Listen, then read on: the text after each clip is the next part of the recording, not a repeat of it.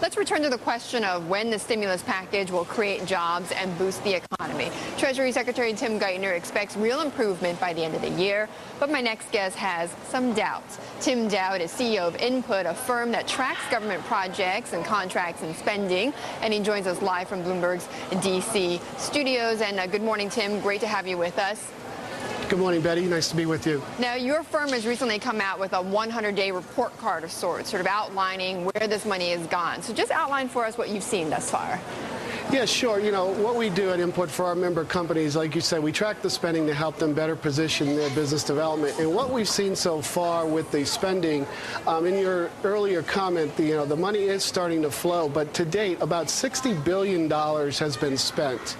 And that 23% stat that was just mentioned in the intro is really a combination of obligated and spent. And if you look at the $60 billion that's spent, what's interesting about that is about 90% of that is for what we call direct payments, Social Security payments, bolstering Medicaid, adding money to the federal state stabilization fund, which helps save jobs at the state level. What's really remarkable is the shovel-ready projects that we heard so much about. Only $300 million of that $27 billion that was in the bill has been spent. And there's another $16 billion that's obligated to be spent over the next 6 months.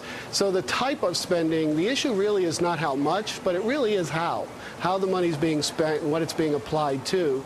Because I don't think that while the direct payments are certainly helping people in need, it's not necessarily a job-creating mechanism, if you will. Well, I mean, if more money, though, is going to be spent on shovel-ready projects, let's say in the second half of the year, a whole lot more, is that then going to create the jobs that we've been looking for in this package?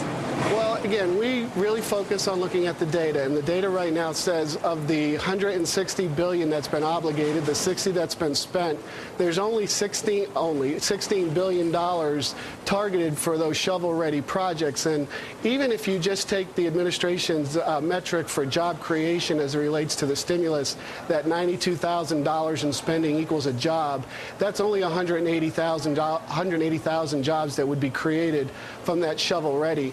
And the other thing to note is of that $100 billion that's left to be spent, that's been obligated for the rest of this year, that over 60% of that is still targeted for those direct payment, like the stabilization fund. And so while the states, yes, go ahead. Well, then, Tim, then in that sense, because it almost sounds like you're saying that we've been misled a little bit by some fuzzy math or inaccurate comments about where this money is spent from the government, does that mean then, the government needs to use job creation as a metric for how successful this package is, so you would think that they would want to make sure that they are creating new jobs?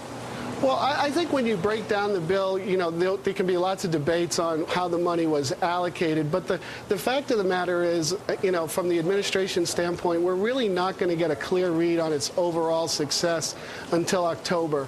The reporting that was associated with stimulus was supposed to be out July 10th. It got pushed to October 10th. So any claims of success or failure at this point is somewhat subjective until we start seeing that recipient reporting come to fruition, and we can see actually what jobs were created or saved as a result of the spending.